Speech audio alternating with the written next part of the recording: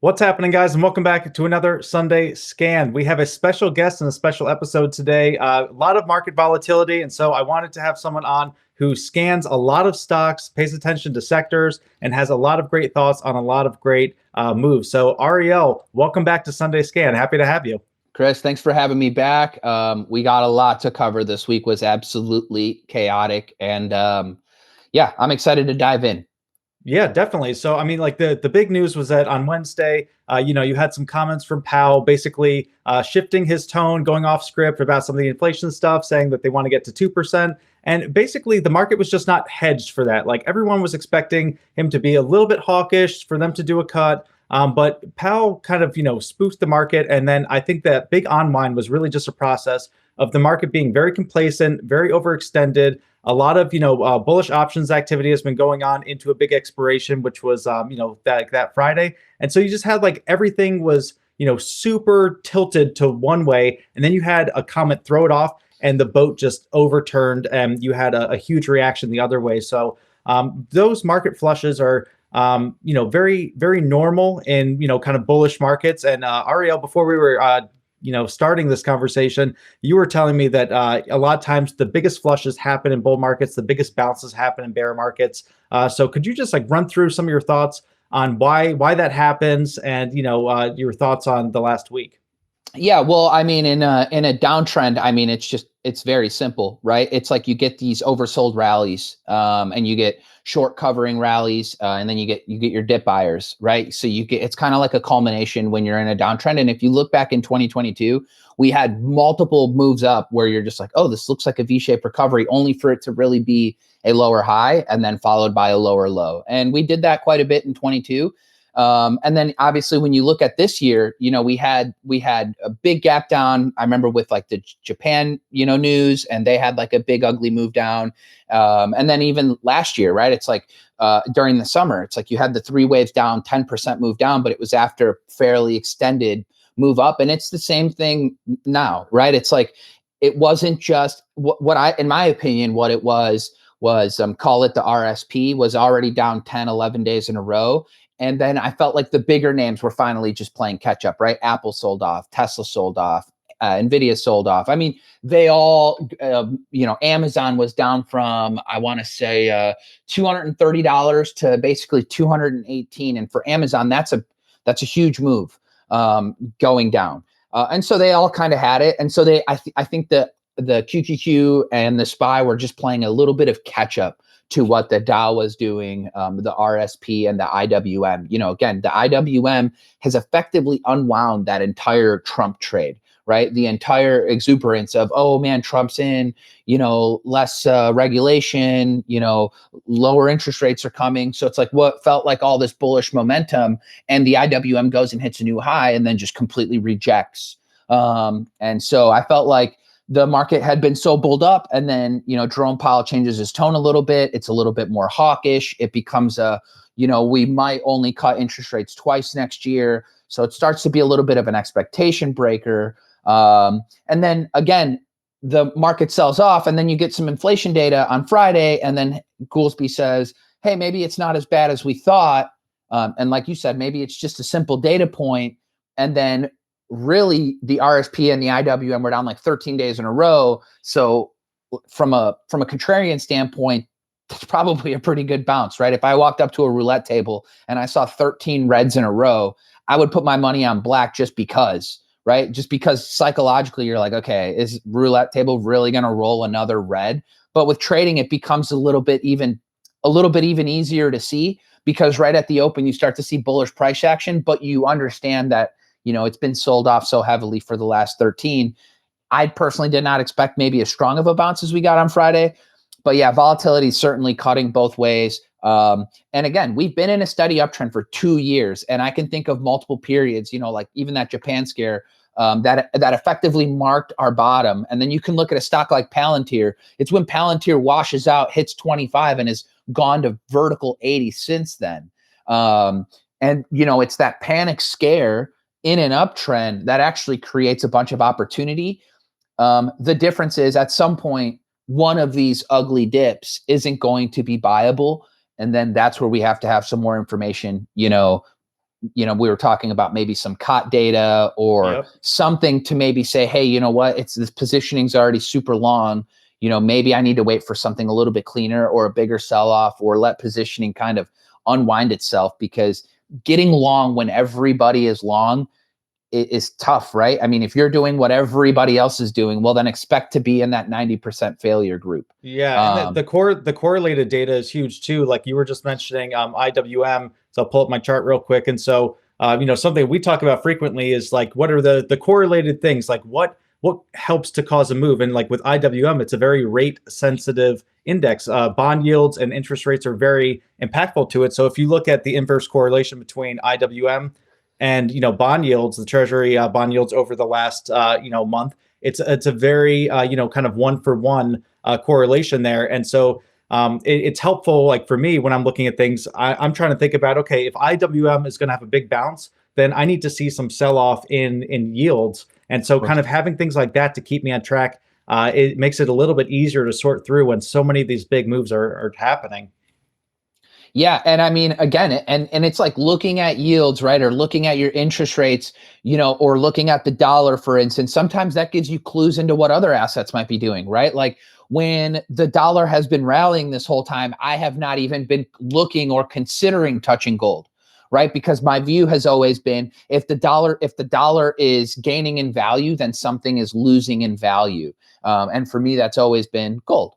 And inversely, when the dollar's not doing too well, gold this year was doing well. And then as soon as the dollar bottomed and started to rip back towards highs, gold is kind of topped and started rolling over. And then again, that could be seen in the equities too.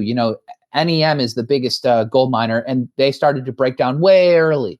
And so you start to get clues from the equities sometimes as to what gold might do. And if you kind of know what gold might do, then you maybe know what the dollar might do. And if you know what the dollar might do, then you can figure out maybe what equities might do.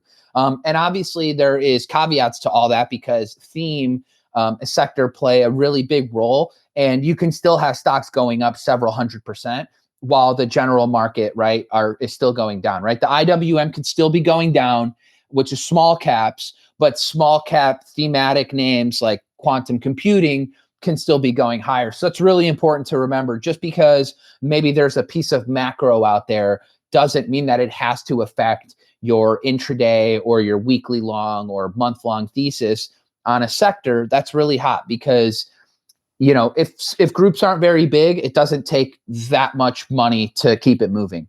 And that maybe is what we're seeing in this quantum theme. Yeah. I mean, what a great segue to that, because I mean, I feel like, over the last probably month and a half, maybe 2 months, the quantum theme has really been like the leader. Like before that, we kind of had like the small modular reactor names. That was like, OKLO, SMR, and some of those were like really just, a relentless bid on them. They were being heavily shorted and like, just grinding higher. And we really saw that same action in the quantum names. And I know that you have some general thoughts on like the quantum computing sector in general, and we'll get into some of those on the main watches later. But what is this action that we're seeing in quantum? How are you interpreting it? And then do you think that we had like a blow off move and the sector's done, or just kind of wait and see to see if it will grind back up? Yeah, well, the leader is IONQ. It's been the leader. It's actually been the one where the most amount of liquidity has come in. The volume right off Jump Street when it broke above the 200 SMA around $9 or $10 was just otherworldly for that individual stock. And then ever since then, has had really elevated volume. But, it wasn't until IONQ was 15, $16, right, when it had that secondary follow-up news, and it kind of broke out again over, what was that, like 16 or $17. You could see that huge volume came in again, even bigger than than igniting volume. And that's kind of when the RGTIs and the QBTS and the QUBT and even names that have nothing to do with quantum like QMCO, but because the word quantum is in their name, I've even made a joke, like the best thing that QUBT has ever done, apart from leaving the beverage business, which is very difficult. All you have to do is look at Celsius to see that that's true. QUBT leaves the beverage business, goes into quantum computing, has no real business yet, doesn't make any revenue, but because the word quantum is there. And if I were to say, oh my God, like if your taxi cab driver says, are you familiar with quantum computing? And then I go on Google and I look up quantum computing, QUBT is the first name that pops up because that's their stock name. So it's genius. But the reality is that a lot of these companies don't make money, and we're probably a long time away from it being valuable for someone like you and me, right? I mean, perplexity and AI is something that is just becoming more valuable to the everyday person. But it's going to be a long time before, everybody talks about quantum computing as like the thing that can break encryption. But how far a quantum computing company has to scale, right? I mean, I believe it was Google who was saying, you need 1 million qubits basically to break encryption. And, IONQ has a quantum computer that's rentable through Amazon Web Services for $7,000 an hour, if that's your thing, and they run on 100 qubits. So you need 1 million to break Bitcoin, and they got one that is 100 qubits. So it's like the physical space that would be required for 1 million qubits somewhere, and the kind of technological prowess that's like needed for that. We're very far away. But again, the sector love is awesome, and it's all present on volume, right? IONQ has moved on volume, and it just made a brand new high on Friday. So thinking that the sector's done while the leader is still making all-time highs, I think is, a little bit of fool's gold. You don't want to step in front of a train. But I will say that, you do get these sympathy runners, RGTI, QBTS, QUBT, and QMCO. And the reality is the leader, which is IONQ, can keep going, and the sympathy can die. And I've seen that happen. I mean, a very simple example is you look at Carvana, right? When Carvana was going from teens up to 60, I remember Vroom does the effectively same exact business, VRM. And I shorted Vroom because I thought Carvana was a little bit extended. And Carvana today is at $200+ and Vroom filed for bankruptcy. So that is the reality of what can happen. I'm not saying that, the momentum for some of these names might not be true enough and that they won't be able to figure it out quickly enough to maybe stick around. But the reality is you have to make money. And if not, you'll just dilute shareholders into oblivion. Yeah. But and I feel like another good like comparison is, when the AI sector ran, remember probably 2 years ago when like things first started to heat up in the AI sector, and you had all the small caps, have those huge rallies, and then you had like the large caps, all the Nvidias really start to take off. And then you had this big separation between what were the companies that actually benefited from AI, the data centers, the chips, all that, and then what were the GFAI and all those that were just had AI in the name and they faded. So yeah, very similar. CXAI, GXAI, BBAI. Yeah, they all ran, and they're all, but NVIDIA then went on to another, 500% from there, right? Because NVIDIA was like at 200 at the time, right? It literally bottomed, went to 240, went to 300, and then it had that big gap up, and then all of a sudden you're like, holy crap, it's at 500. Like, no way this thing keeps going. Goes sideways for 5 months, but while it's going sideways, digesting, which is exactly something an IONQ could do, right? While during that multi-month, 5-month digestion for NVIDIA, from like May to January, basically 6 months, you had CXAI, GXAI, BBAI, they all died, right? Some of them have come back a little bit, but effectively they've done nothing. And then you had names like ANET, which has to do with data centers. VRT has to do with data centers. All those went on to double and triple again. When they first took off in, what was it? Beginning of 23, mid 23 or late 23, like when VRT really starts to get some love, around, I don't even remember what it was, $17. And now this thing's well over 100 and looking comfortable above 100, right? Like that's institutional support, and things like that can keep going. And that's why earnings and sales are very important. It's not like you cannot play QBTS, right? You absolutely could. You could play RGTI, right? I had my girlfriend in QUBT from like $1.19. So you can play the sector, but you cannot fall in love with it, right? Especially if you don't make money. The reality is that even stocks that do make money were going down for the last few weeks. So when you don't make money, the hype can last, but it won't last forever. And if anybody's traded long enough, you'll know, like weed names did the exact same thing, right? You had Tilray, you had Cron, you had CGC, you had shippers do the same thing even years before that with Dries and Top and Ship. And, you keep going. And EVs did the same thing with Candy and Solo and Lucid. And look at where they are now, right? So the reality is that the market does this, right? it picks a sector, it has a theme, and the market has done a really nice job. We talked about this a little bit before we started recording. The market has done a really nice job bouncing from one theme to the next and like really concentrating volume there. Like when it was Oklo and NNE and SMR running, right? Every little pullback on SMR just it would make it would pull back right to an ascending moving average, then make a higher high. And it just kept going for months. And at the time, there were no, I mean, yes, you had some other sectors moving, but maybe a little bit slower. But like from the speculation side, small and mid cap side, there wasn't another sector that was holding people's attention like those nuclear names. Recently, once those nuclear names started to top out and peter out, maybe stall a little bit, I remember I saw Nate make a comment on Twitter, and Nate said something like, is that nuclear money going to the AI or the quantum names? And sure enough, that's exactly where money was going, right? While these nuclear names just consolidate, digest some of those gains, some people sell for profits, institutions take some money off, right? They're putting that money to work somewhere else, and it's those quantum names. And again, you get a move on Wednesday or Thursday, that's like a 40% down move for some of these. I feel like that is probably the market telling you what they really think of these names, right? They're just highly volatile, speculative assets because no really truly sound stock makes 40% down moves. If they do, it's on earnings, it's on a bad earnings move and it gaps down. But like intraday, there aren't many times where I've, been short something that moves 40% in a day. Right. And so you're just like, whoa. I can think of stocks that have gapped down that. I mean, I look at CRDO as a perfect example. It killed everybody. I think it was like last year, and it gapped all the way down to $7. And then you could look at it a year and a half later and it's at 70.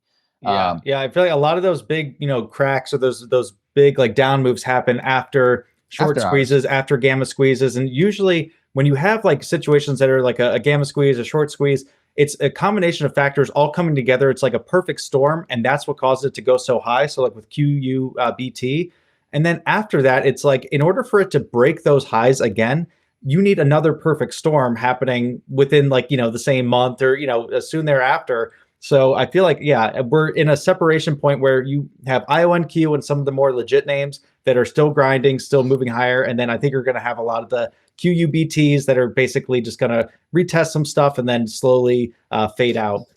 And we've seen, it's not like we haven't seen this story before, right? We saw it with the famed GameStop and AMC and COS and Express and NACD. And I remember that period, right? I was a bit newer of a trader, but I was like, what is going on here? And they're all kind of correlated. They're all these like retail names that are like highly shorted, like names that you would find in a little strip mall or at the mall, right? And if you were highly shorted and you were like a retail name, you were getting squeezed.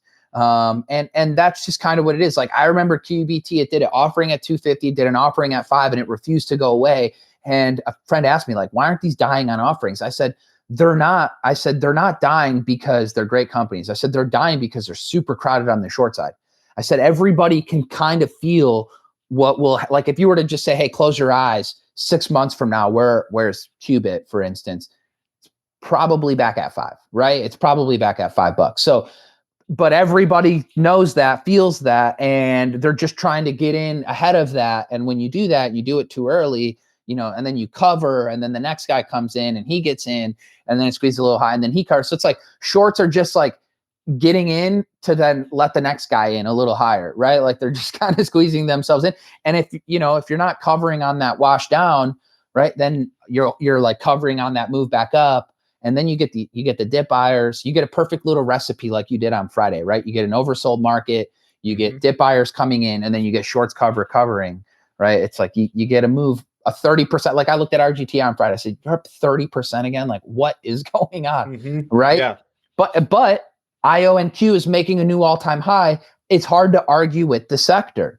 right? It's like, and it gets a $12 price target increase. I always chuckle at those. Like, how is it that you were just 70 cents and then some institution comes out or some fund comes out and says, yeah, we like it 1,200% higher than it Yeah, just was. they're building volatility products around IO and Q now and everything. So I feel like we were talking about this a little bit too. How you were saying instead of like a lot of new IPOs, you have a lot of new volatility products. So basically, Wall Street wants to collect fees. So anything that already has proven it has a huge amount of volume, huge amount of interest, and everything, they're basically just like taking that golden child and like building stuff around it so that they can capitalize on it and squeeze every dollar Yeah. out of that move and everything. But you mentioned retail names, and that was a sector that you had on watch. So Yes. yeah, let's Probably. get into some of that. And so before we pull up some charts, I'll just give the disclaimer now that neither of us are financial advisors, and these are not buy or sell recommendations. All this is for informational and educational purposes only. So I will bring up your chart and walk us through some of what you're seeing. Yeah. I think the number one name that I would have on watch is this ANF. I mean, this thing has done an absurd job of when this thing gapped up on earnings at $28, right? It never even closed below its 50-day until 120. And even then it reclaimed it quickly and then went from 125 all the way to 200 effectively. It then has gone sideways for about 6 months now. And, when I think about really big moves like this, right? NVIDIA had a very similar huge up move and then 6 months of sideways. SMCI had a very similar up move and 6 months of sideways. And that is what now the difference is this compared to an SMCI. SMCI's move was a little bit faster. This one was a little bit more grindy, a little bit more intentional, a little bit slower in terms of ADR. But again, to go from 35 to 200 is no slouch. I mean, that's like a 600% move, I believe. I mean, we can just calculate it really quick right here.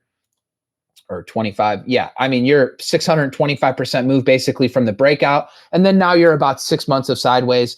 And while we mentioned the RSP, the IWM, and the Dow have been going down, you've got names like ANF building a really nice base. You've got a name like DEC, new all-time highs on Friday, won't even close below the 20 while the market's getting, crushed under the surface. ONON, another shoe company, market's getting crushed. ONON bounces right at the 50 on Friday. Urban Outfitters, big vertical move from earnings, kind of going sideways here, maybe not enough, a little bit more sideways, a little bit more digestion from the market, I think would be great. Victoria's Secret, another one. It's more than doubled off the lows. I mean, it tripled off the lows, goes from 16 to 48. And, it's just got this big weekly base right in here. And the thing is we've seen these weekly bases play out. We saw Carvana play out. We saw AppLovin play out.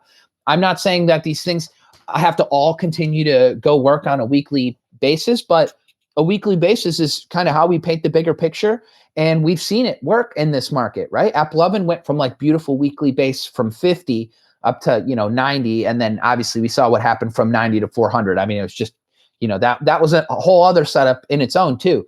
But you saw what happened at Carvana right down at 60s. It broke out, went to 100, and then it just kept grinding into the 200s. And, so Victoria's Secret, Anon, DEC, Urban Outfitters, ANF. I mean, if we were to probably just like casually look at like here's Skechers. I don't love it, but it's building a base, small little pullback with the market, huge volume on Friday, finding support above the 200-day. And so it's just like shoe company, anything retail related, in particular with clothing. I haven't looked at Gap. Let me take a peek at this one.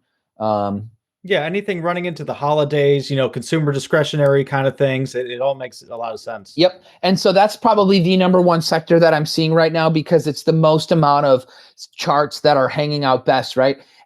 We could look at semis and say maybe the semis are starting to turn up, but the reality is the group is much bigger. So I'd like to see more semi setting up. But for now, you've got names like ALAB holding in incredibly well, almost new all-time high. You've got TSM still hanging in pretty well, in my opinion. Obviously, this looks really incredible. I mean, it's just building out almost a perfect little base for a 205 breakout. AVGO just had a humongous base breakout right in here. and maybe it's just gotta flag up and retest a little bit and just, finish consolidating.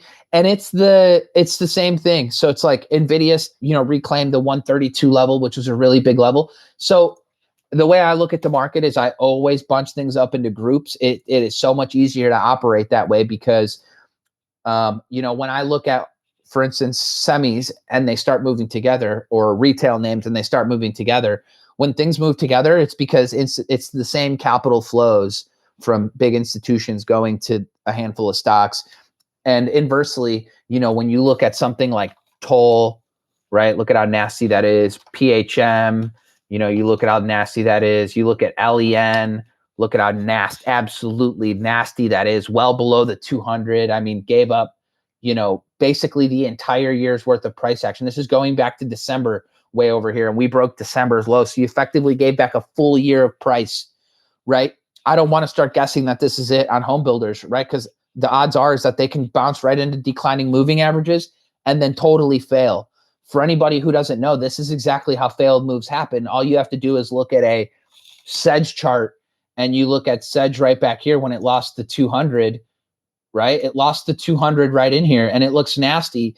And then it comes right back up into the 200, right? And just totally then fails from there, right? It goes from 280 all the way down to, where we're at now, right? Teens. So I'm not saying that has to happen to home builders, but when something really cracks the 200 like that, and then it has to go back into those declining moving averages, it has to get above those declining moving averages and then consolidate above them, right? So I am so far away interested from even considering owning a home builder because I've studied charts like Sedge and I know what can happen.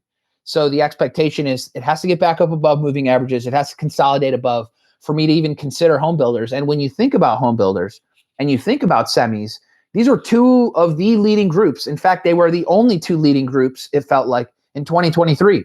So one of them is now off the radar, untradeable.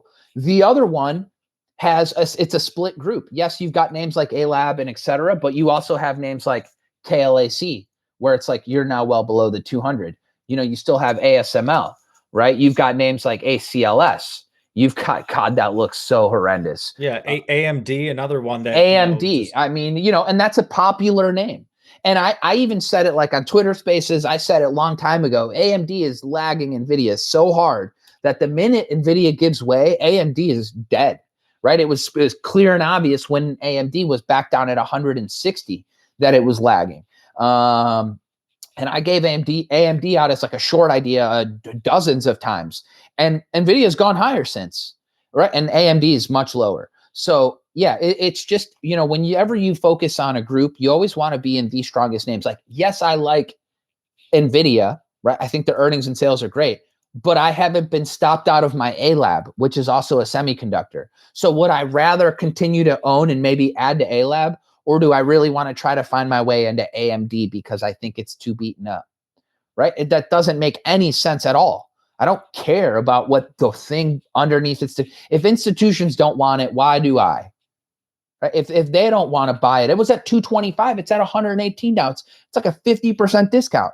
If they don't want it at a 50% discount, why do I?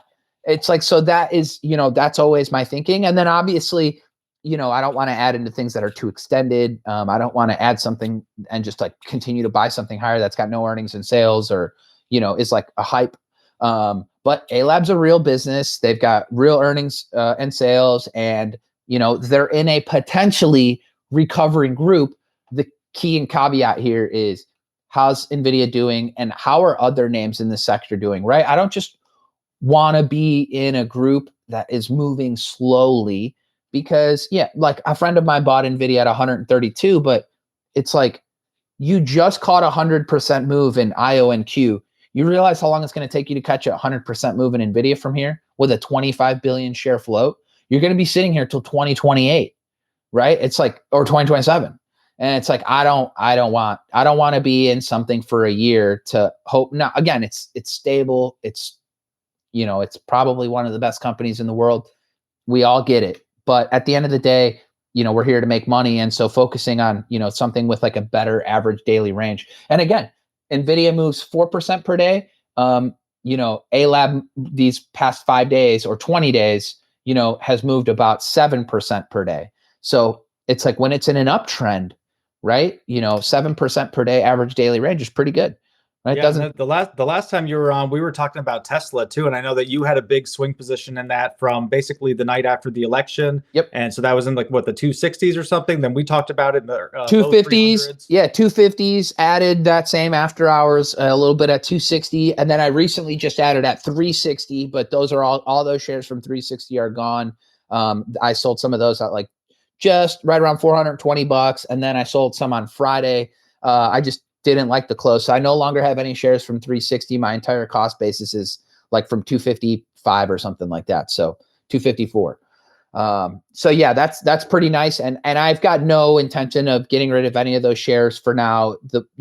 When something moves up 100%, you're going to give something back. But at this point, I think the market, if there is going to be a leader, and if there's going to be a company that has the potential to get to, $5 trillion market cap, Apple's at 4 trillion now, basically. So, if there's ever going to be a company that supersedes that, it's going to be the company that drives me around, right? It's going to be the car that autonomously drives me around. And, I joke with my girlfriend all the time, how nice would it be if we had a robot in this house that could do the laundry, do the dishes? Like, it doesn't matter how much money you make in your life. These are like still daily chores that you have to do. But if you could just buy a robot to do the dishes and the laundry, it's like, I would really, really love that. And so, yeah, if you think about like what future potential holds, and there's something that I always think about when I think about any investment. Obviously, I'm a swing trader, position trader at heart, but I do want to be able to hold things for as absolutely long as possible. And you have to think about total addressable market. And when you think about a humanoid robot or a robo taxi or a self-driving car, your total addressable market is effectively everybody. Everybody who can afford one. And even if you can't afford one, like if you told me for $25,000, even if you really didn't have a ton of money, that you can get a robot and that was proficient at, doing little tasks around the house so that you didn't have to, I mean, it's fairly inexpensive if you like take that out over the course of like, 5-year payment or 10-year payment or something like that. So yeah, total addressable market's huge, I think, for something like that. So I don't just want to get rid of it. And not only that, like, it would be one thing if I had all these thoughts and theses in my head when the stock is going down, but I don't. I have all these thoughts and theses while the stock is going up. So price is kind of confirming all the good feels you have about this company. It would be another thing if you'd be like, oh, the world needs more houses and home builders are going down. It doesn't matter how much I scream the world needs more houses. If home builders are going down, that's not what I want. But I want to fantasize about the future with robots while Tesla's going up. It helps you stay in the thesis, right? Yeah. But if you sit there and you say to yourself, like, the world needs more houses, but home builders are going down, you're trying to force your thoughts on the market, and you become in love with your thesis on something that's going down, which is very dangerous because it gets you to buy more because you think you're right, versus maybe the world needs more houses and maybe the world doesn't need robots, but the stock price is going up. I need something to grasp onto to be like, this is the future. This is why you stay patient. This is why an ugly down day maybe doesn't matter. This is why you hold some shares, right? But what I don't want to do is fall in love with price as it's going down and then trying to apply my, fantasy brain into what I think could be, when price is not confirming that. When in reality, the only people who are pushing this thing higher is institutions. So if institutions are all running a fantasy in their brain about robots and taxis too, well, then we're on the same page. But clearly they're not running fantasy about how many more homes are needed. So if they don't have that same fantasy, why should I? So that's kind of like my thinking. And yeah, Tesla has been awesome. Normally a mega cap doesn't move 80% in just a few months. But obviously when you have the ear of the potential president, it makes a huge difference. And price has been reflective of that. And again, nobody really knows where the market's going. For me, I have to follow some ascending moving averages.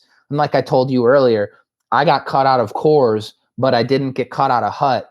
And so you just have to respect your moving averages. How do I know that HUT doesn't turn out to be the better of the two crypto miners, right? And cores just ends up fading off to oblivion. Like, I don't actually know. The only thing I have is what other people are doing. And I kind of got to get in line with what others are doing, because I can't force stocks higher. I can't make them drop by myself. If I short something, you have to get in line with what the herd is doing. As silly as that might sound, you'd like to be there earlier. You'd like to be there with less risk. The way you do that is you wait for consolidations, you wait for certain tight areas, you wait for moving averages to bunch up, something that gives us low risk. And yeah, I mean, we talked about it. These retail names look good while home builders don't, right? It's like, that's where my attention is going to be. It's going to be on the area that looks good. Yep. And then you were also talking about the nuclear names a little bit. Like, what else besides the home builders and the retail names really have your attention as far as like thematic things, maybe into the end of the year, into the beginning of next year? Oklo looks really good, right? Oklo tripled, and then it's just gone sideways for the last 2 months and change, almost 2.5 months now. I mean, this is pretty textbook action. It's what you'd like to see. That doesn't mean that it has to go out and work, but it's what you'd like to see. Like an inside day on Monday, and then maybe a little push out on Tuesday would be awesome. Like a tight day on Monday, so that you can get like that inside day and then buy it over Monday's high. You get that nice tight risk candle, which I love. Oklo looks really good. NNE was bouncing cleanly off of the 50-day. It is kind of, just a little bit below the 20, but again, the facts are simple. The stock has gone from 6 to 32, pulled back to 22, so fairly minor correction, and then just kind of hanging out, building a somewhat shallow of a base. And you've got other names too. You've got like this AAOI hanging out, and you've got these big moves, and then you've just got this little pullback and this little consolidation. And you look at an AAOI, and they're not even in the same group as NNE, but the setup looks somewhat similar, especially over the last 2 weeks, and that is partially because it's the same capital flows, right? It's the same handful of institutions that really have money to move these things. Like I said, when I come in and buy shares, I might move it a few pennies when I buy, but I don't have the buying power nor the stamina to buy it all the way up to 40. So, you have to look for something tight. And then you have to look for evidence that it's not the only thing in its group moving, right? And so NNE looks pretty good. Oklo looked pretty good. SMR a bit in no man's land right now. It is trying to potentially bounce from like this November low, where it found some support around $18. Still kind of in no man's land. I'd like to see it get a little bit higher and hold up. Also, this move down from 32 to 18, a little bit steeper than an NNE's, right? So a little bit more overhead. Just if I'm going to get involved in the group, there are two better names, but it doesn't mean that if SMR is not uptrending and Oklo's uptrending, right, NNE is probably a good one to go to, right? Because they're all going to be moving together effectively. They've come down, they've went up together, they pulled back together, they all popped on Friday together. It's just how they move together. And that's the whole key, is that roughly they look the same. And it's even like when we mentioned, offline here, these airlines, right? You look at UAL, AAL, DAL, and they are effectively the exact same charts. Why? Because it's the same exact capital flows. It's same exact institutions that are moving this basket of stocks up. And it's like really good to remember that think about there being a big old pool of money, and whoever's in charge of that pool of money just like allocates it to different spots. And then when a certain group goes up too much, maybe they pull some of that allocation because they have to for rules. And then things consolidate, and then, they base out, digest some of those gains. And in the meantime, new money goes into other sectors, whether it's, speculative quantum names or SoundHound or what have you, to AI names or to, the market's been doing that, right? It was the nuclear names for a little bit, and it was the quantum names took over. And then I probably, if I were to guess, I would say if quantum names started to pull back, that money could probably flow right back into nuclear names. And that's just kind of how it works. It's the same capital flows coming from the same places. And that's exactly why some groups of stocks look identical. It's not very often where a group can get so diverged, right? Where you have an NVIDIA and then you have AMD, right? That's not always common or ACLS, for instance, where it's just like getting completely murdered. And then you've got, A lab, and usually groups move together, but on the same conversation, like if the earnings and sales are better for Nvidia, then they're just more justified to go higher than in AMD's, right? It's just is what it is. Yeah, the sector can all group together at first, but then over time they separate the wheat from the chaff, and they stick with the names that actually have earnings and everything. And that's like with the quantum names. Like I'll pull up my main watches in a second, and I have like IONQ and a few of these other things because I'm looking to see separation where you have QUBT starting to fall down, and IONQ probably New holds that highs. trend, especially if you have some of those like leverage products built around it.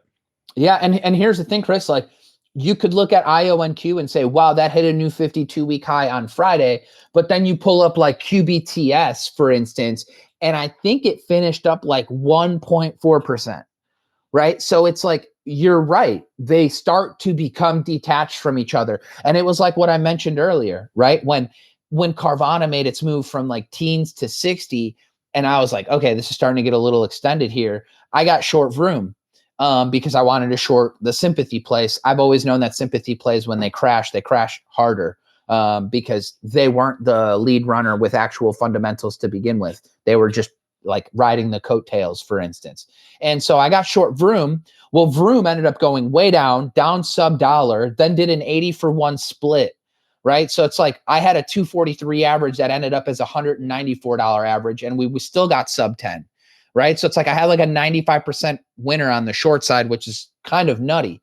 But meanwhile, Carvana still quadrupled from there, right? It went from $60 to 200 plus. So it's like, while an IONQ could go higher, that doesn't mean that the sympathy has to. And again, you could pull up a QBTS and you could see that ugly topping wick where you would be like, all right, that doesn't look like, right? If they were all IONQ, right, then it would also be at highs, right? But it's not, right? In fact, it almost closed on the lows of Thursday. So I think that that's important to recognize, is that, while names have moved up together, there does come a point in which they can separate. And even like, we saw this with MSTR, right? Like once MSTR hit its 540, Bitcoin was still holding up really well, but MSTR was starting to show relative weakness. And that is important clues that you gather, during an intraday time frame. And yeah, look at that ugly down candle.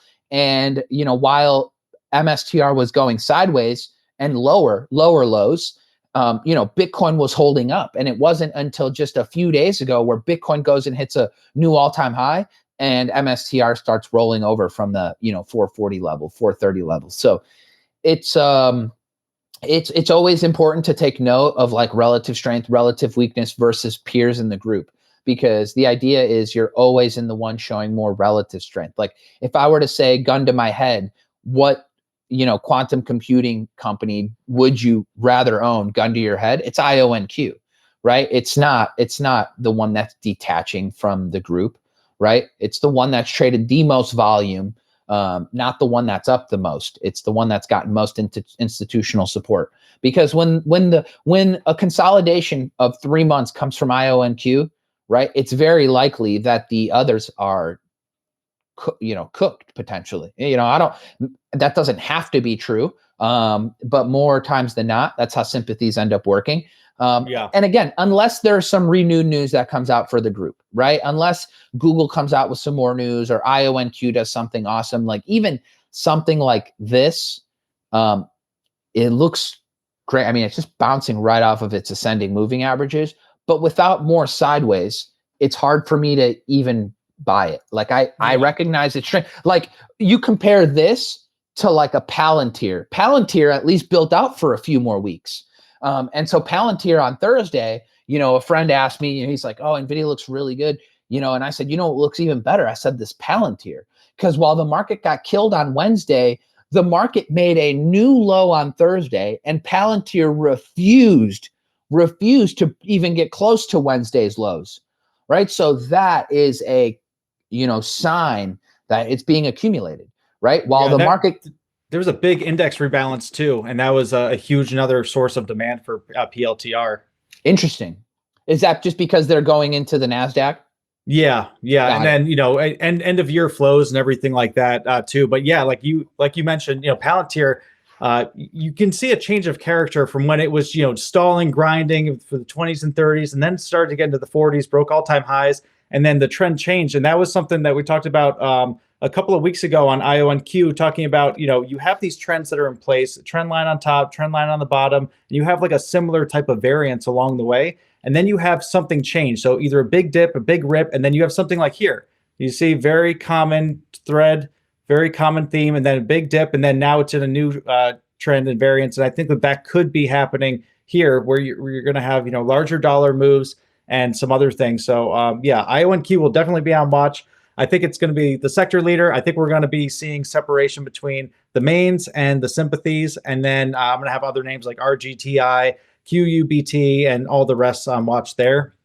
SOUN, you actually mentioned this one before too. I think very similar, kind of concept with like AI sub theme. They keep putting out press releases that they're putting it, their AI ordering system into like fancy taco restaurant. Like it's like all these different things. It's kind of funny.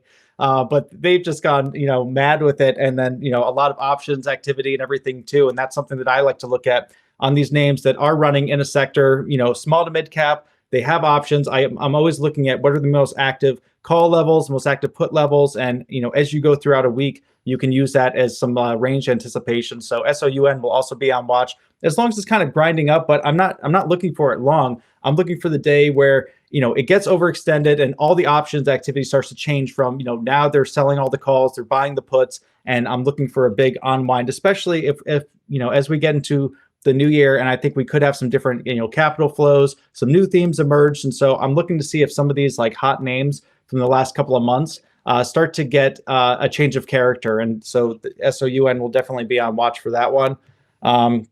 AI, same exact thing. And you can see that this one is kind of starting to crack already. Very similar to SOUN, options activity theme. And then it had that hard crack on, I think, Thursday. And now it kind of just stalled out at that 35, 36 area.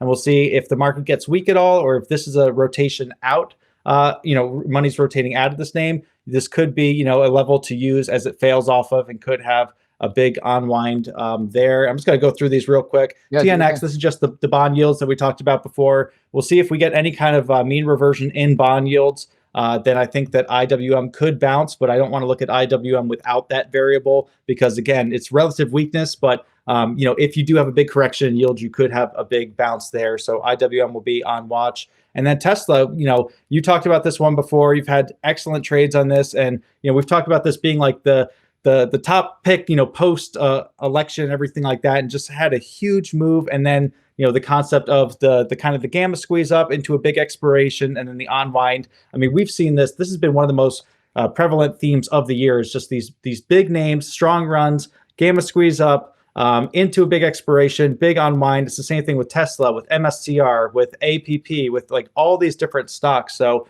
it's just good to learn that pattern. And, we'll see if Tesla maybe consolidates around this 420 or 400, taps it, and then either, gets ready for the next leg up, or if it just stalls and needs some time to consolidate. And then you mentioned PLTR, a lot of strength here, and maybe it starts to speed up towards 100 over the next month or something, and then get a big mean reversion. But we really need to see this get overextended on the option side, in my opinion, not just on the equity side. And then you need a big correction to come in there. And then you mentioned CVNA. This is a name that could potentially have a big unwind. It's testing some support here, but I think that if we crack underneath it, if you get some sector rotation out, and especially if the market stays weak at all, I don't want to say stays weak, but if it gets weak at all, then I think that this will be a top name to watch for the downside. So those are pretty much just the names that I had on watch for this week. But any comments on those, Ariel, before we wrap up?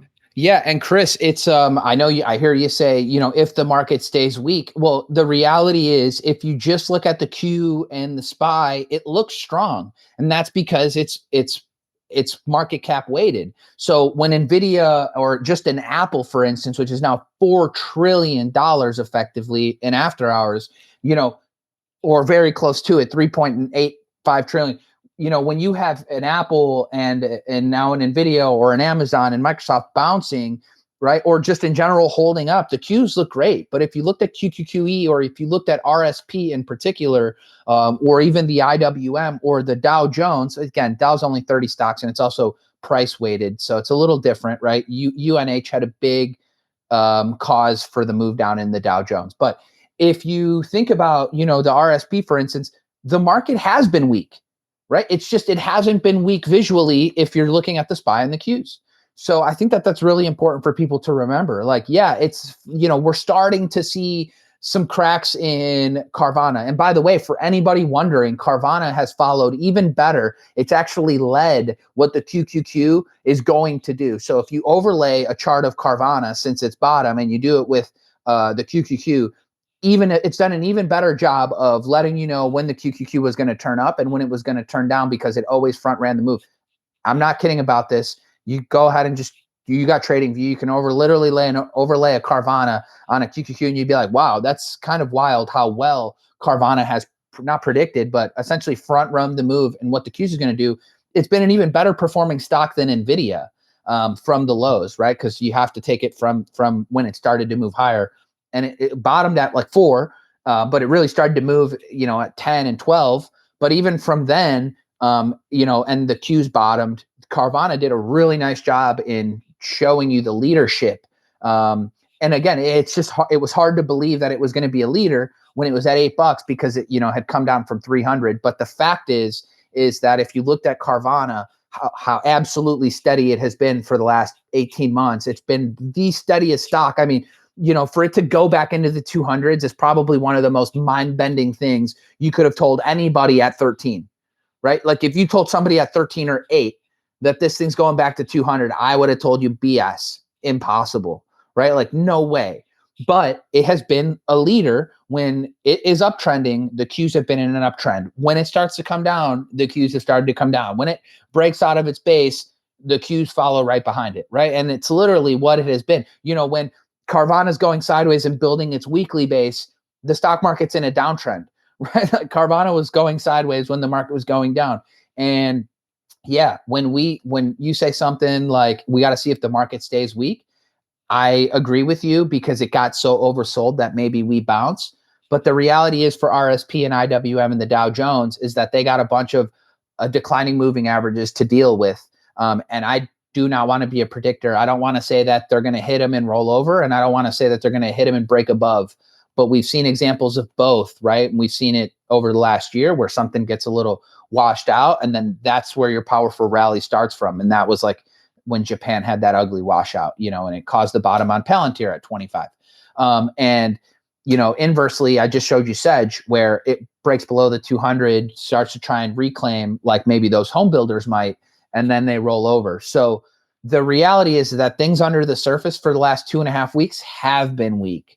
Let's see if we strengthen back up, right? I mean, Friday was a good start because it felt like it was a market-wide bounce, right? It wasn't just like, and again, there are some stocks like Tesla closed a little weak, right? During a market-wide bounce. Now, is that just because it's still got some more consolidation to do, or because that might have been the end of the move? Nobody knows. Nobody knows. But the reality is that the market has been a touch weak, and I think it's good to just be prudent on where you put money, right? Find the things that are the absolute strongest when the market is the absolute weakest. I would say that the equal weight going down 13 days in a row constitutes as real weakness. When the average stock of the S&P 500 is going down, but you've got a retail sector like DEC or like A&F or, Urban Outfitters or Victoria's Secret or On shoes, and they're holding up, it's like things that I could put on my feet or on my body are clearly going up right now, regardless of what the market's thinking. I can't just ignore that, right? Because those are institutions piling in. And if new sectors start to come to life, whether it's the small nuclear names or whether it's semis again, that's great. Or even if IONQ continues, that's great. There are names that are making highs while the markets are not. That's strength, and that needs to be monitored.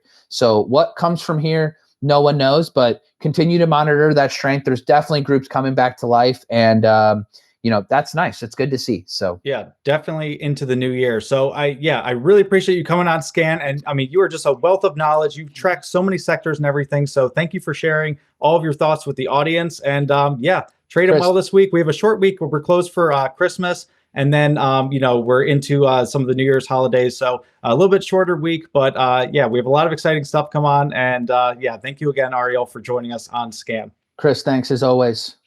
Thank you everyone for watching. If you want to trade live alongside me and other members of the Investors Underground community, then check out investorsunderground.com to see if becoming a member is the right decision for you. They have some of the best technology and a lot of great members there, all looking to help other people improve their trading. And also check out Investors Underground content on YouTube and Twitter. Thank you.